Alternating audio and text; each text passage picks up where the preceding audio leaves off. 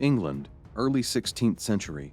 A land devoted to the Catholic Church, bound by centuries of tradition, faith, and allegiance to the Pope in Rome. But beneath the surface, change was brewing.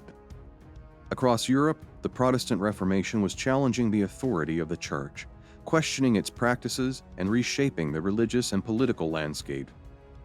In the heart of this storm stood one man, King Henry VIII.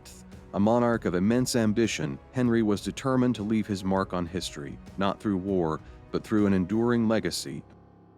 He sought a male heir to secure his dynasty, but his marriage to Catherine of Aragon, queen of nearly 20 years, had failed to produce the son he so desperately needed. At first, Henry sought to solve his problem within the bounds of the Catholic Church. He petitioned the Pope for an annulment of his marriage, citing divine disfavor. But when the Pope refused, Henry faced an impossible choice: abandon his quest for a male heir or defy the very institution that had crowned him king. It was at this pivotal moment in history that Henry's life and England itself would take a dramatic turn. The reason? A young woman who captivated the king's heart and mind. Her name was Anne Boleyn. Anne Boleyn was unlike any woman Henry had ever known. Educated, charismatic, and fiercely intelligent, she embodied the ideals of the Renaissance. As Anne became the object of Henry's obsession, she ignited a chain of events that would shatter England's ties with Rome and reshape its future forever. This is the story of ambition, passion, and betrayal. This is the story of Anne Boleyn. Anne Boleyn was born around 1501, though the exact year remains uncertain, in the tranquil setting of Hever Castle in Kent. She was the daughter of Thomas Boleyn, an ambitious courtier and diplomat, and Lady Elizabeth Howard, a member of one of England's most prominent noble families. Anne grew up in a family that valued education and ambition. Her father, Thomas, was a skilled linguist and diplomat who served under King Henry VII and Henry VIII.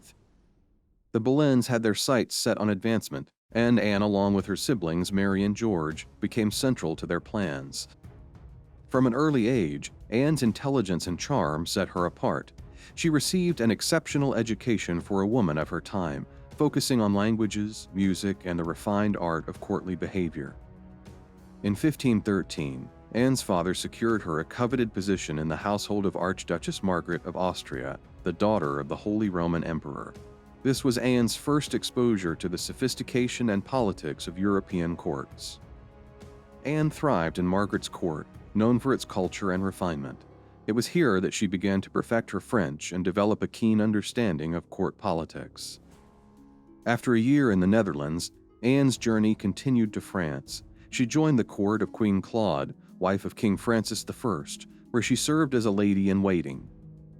The French court was the heart of Renaissance culture, brimming with art, literature, and intellectual debate. It was a world that deeply influenced Anne.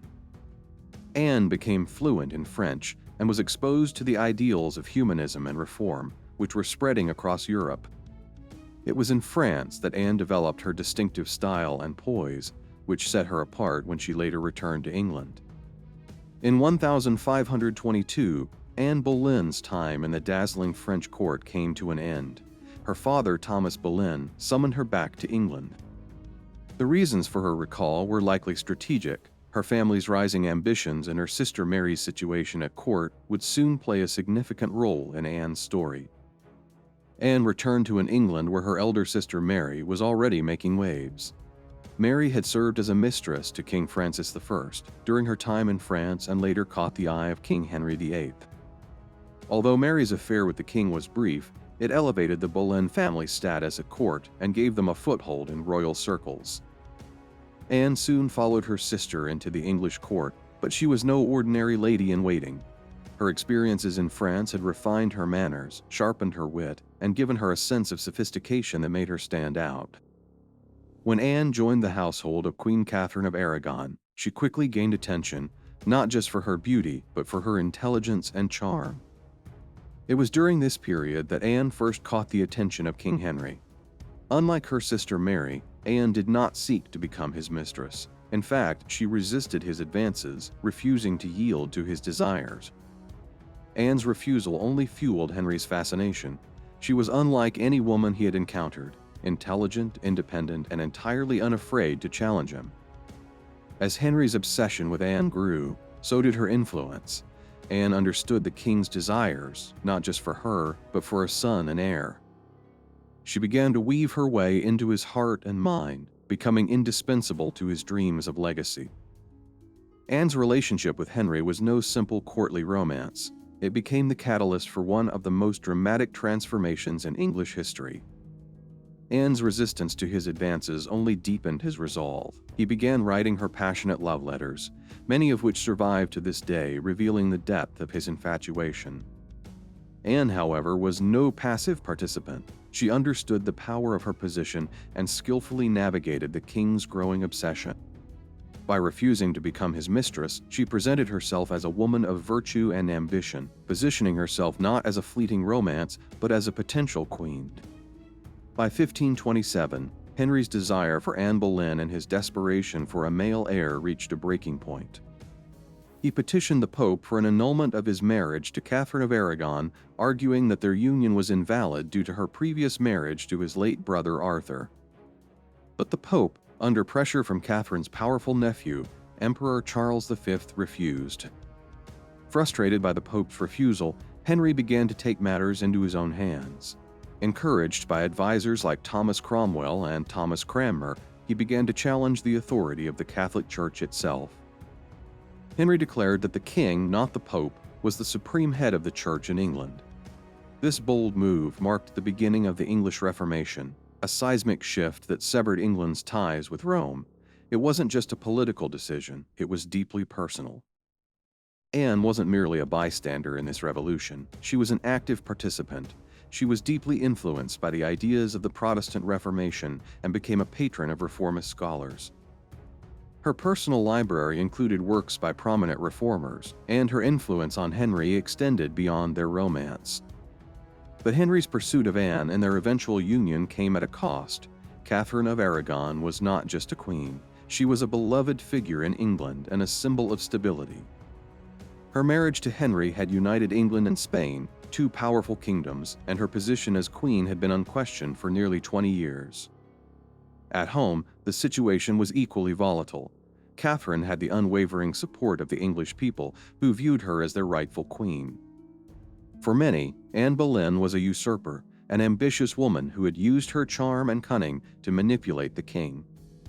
By 1531, Catherine of Aragon was effectively sidelined. She refused to accept the annulment of her marriage, maintaining her status as Henry's lawful wife and England's queen. With Catherine removed from court, Anne's star continued to rise. In 1532, Henry made his intentions clear by bestowing upon her the title of Marquess of Pembroke, a rare honor for a woman of her standing.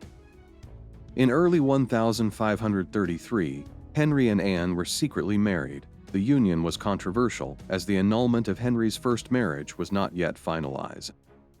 By June 1533, Anne was crowned Queen of England in a lavish ceremony at Westminster Abbey. She was 6 months pregnant, and Henry was confident that she carried the son he had longed for. The lavish ceremony at Westminster Abbey was intended to solidify her legitimacy and signal the dawn of a new era. Yet, despite the splendor, Anne's queenship was overshadowed by controversy. Many still viewed Catherine of Aragon as the rightful queen, and Anne faced widespread resentment, particularly from the English populace. For Anne, the stakes were clear. Her position as queen and her very survival depended on her ability to provide Henry with the one thing he desired above all else, a son and heir. On September 7, 1533, Anne gave birth to her first child at Greenwich Palace, Elizabeth. The event had been celebrated with extravagant preparations, as Henry and the court eagerly awaited the arrival of the longed-for male heir. Though Henry had hoped for a son, he took solace in the belief that Anne would soon provide him with the male heir he so desperately desired. The birth of Elizabeth would later prove monumental, as she would grow to become one of England's greatest monarchs. Anne's failure to produce a male heir began to strain her relationship with Henry. While she remained deeply involved in court politics and religious reform, the king's affections began to waver. Anne's subsequent pregnancies ended in heartbreak. She suffered at least 2 miscarriages, including one in 1536 that is believed to have been a male child. Each loss further eroded Henry's patience and his confidence in Anne's ability to secure the Tudor dynasty. Anne's position at court grew increasingly precarious. The once passionate relationship began to sour, and Anne found herself isolated. As Anne struggled to maintain her influence, a new rival emerged, Jane Seymour, one of her own ladies-in-waiting. Jane's meek and gentle nature stood in stark contrast to Anne's boldness, and Henry's interest in her became unmistakable. Anne's enemies at court seized the opportunity to conspire against her. Many, including Thomas Cromwell, who had once been her ally, began to see her as a liability. Cromwell, a master strategist, orchestrated a plot to destroy Anne, accusing her of the gravest of crimes: adultery, incest, and treason. On May 2, 1536, Anne Boleyn was arrested and taken to the Tower of London. The charges against her were both shocking and implausible. She was accused of committing adultery with several men, including her own brother, George Boleyn. To accuse a queen of such acts was unprecedented, but Cromwell knew the weight of these allegations would ensure Anne's downfall.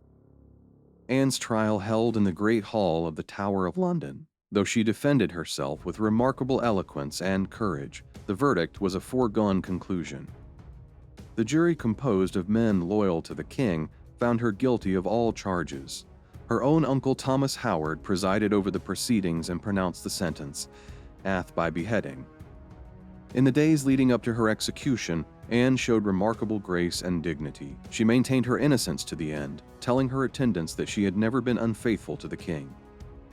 Anne's final request to Henry was for a skilled swordsman to carry out her execution, rather than the traditional axe. Henry granted this request, and a swordsman was summoned from France to ensure a swift and merciful death. On May 19, 1536, Anne Boleyn was led to the scaffold on Tower Green. Dressed in a dark gown and an ermine-trimmed cloak, she addressed the gathered crowd with remarkable poise. With one swift stroke of the sword, Anne Boleyn's life came to an end. She was only 35 years old. Her body was placed in an unmarked grave in the chapel of St. Peter ad Vincula within the Tower of London, a final resting place shared by many who had fallen victim to Henry's wrath. Though Anne Boleyn's life was tragically cut short, her legacy endured through her daughter Elizabeth, who became one of England's greatest monarchs. Ascending the throne in 1558, Elizabeth inherited a kingdom divided by years of religious turmoil and political instability. Against all odds, she transformed England into a global power and ushered in an age of unprecedented cultural and political achievement.